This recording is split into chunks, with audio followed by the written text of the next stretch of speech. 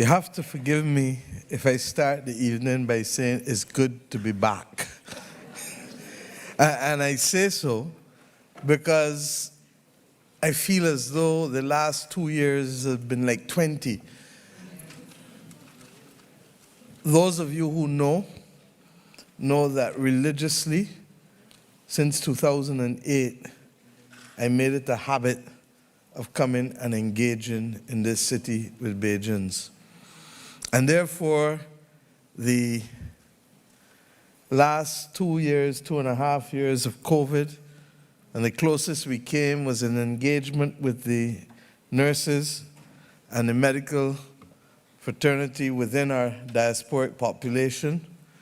But let's give ourselves a big round of applause. We are back. That don't sound like a big round of applause to me. That sounds like you're lukewarm.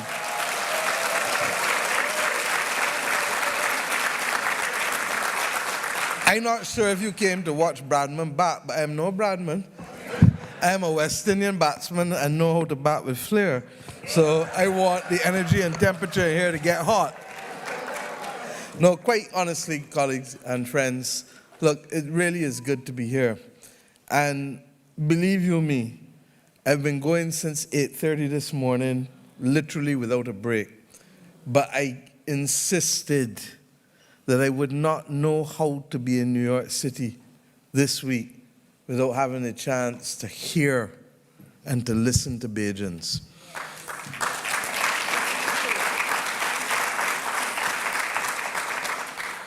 And the truth is that we have committed as a government to trying to keep everyone as informed as possible, to be open as possible. Indeed, since the last election, we introduced another part of our democracy, or we strengthened another part of our democracy by ensuring that we have every month both rubbing shoulders and the parish speaks. And thus far, we've had St. Joseph speaks, we've had St. John speaks, we've had St. George speaks, we've had St. Philip speaks, we've had St. Andrew speaks, and this month we're about to go in to Christchurch. No, this is St. James speaks next week when I go home. It's St. James speaks. October, Christchurch speaks.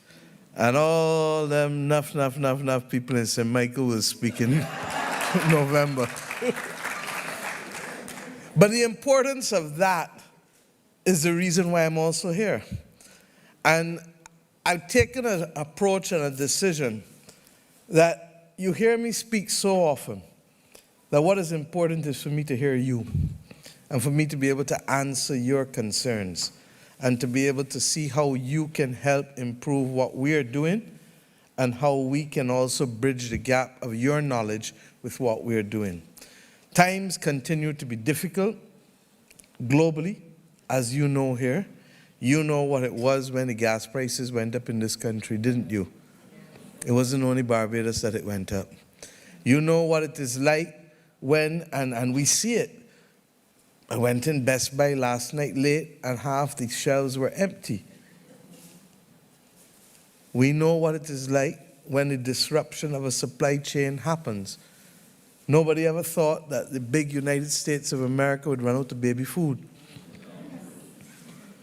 But we live in a different world. And what is sad is that I reflected on my first visit up here in 2018. And I said to you then, as I did to the rest of the world, that regrettably the world was looking too much like it did 100 years ago. I didn't know then that we would have the 21st century Spanish flu. I didn't know then that we would have a war in Europe again. I didn't know then that we would see inflation rise and spiral in the way in which it has, or that we would see over 40 countries on the verge of a debt crisis, as we are seeing. And we need the world to save them and to stop it, because anytime a debt crisis morphs into a financial crisis, then the pockets of individuals will start to suffer. That is why Franklin Delano Roosevelt is recognized as one of the best presidents in this country's history, because of the work that he did to be able to stabilize people's savings and the functioning of banks. We didn't know then that all of these things would conspire to make the world a very uncertain world. But it has happened. The difference is that you have a lot more and a better stance from which to play the ball than your grandparents or your great-grandparents did 100 years ago. And while we are conscious, therefore, of that reality, we have to be thankful for the investments made in us to put us in a better position to be resilient than those who were there 100 years ago. I have every confidence that we are small enough and nimble enough to create that pathway to let us keep going up and up. But I also am conscious that it does require some serious discipline and effort on the part of us all. And to say otherwise and to promise otherwise would be to fool myself and yourselves in a way that would not be kosher. So my friends, I have come here this evening to listen. I'm going to take my chair and I'm going to speak from the mic there, and I'm going to invite you to come and ask questions.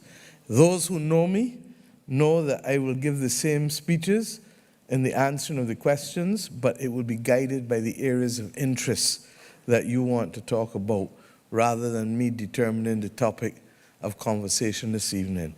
And I'm doing that because I can't assume to read your mind on what you're concerned about after a 2-year hiatus. And I want, therefore, to listen to you, engage with you.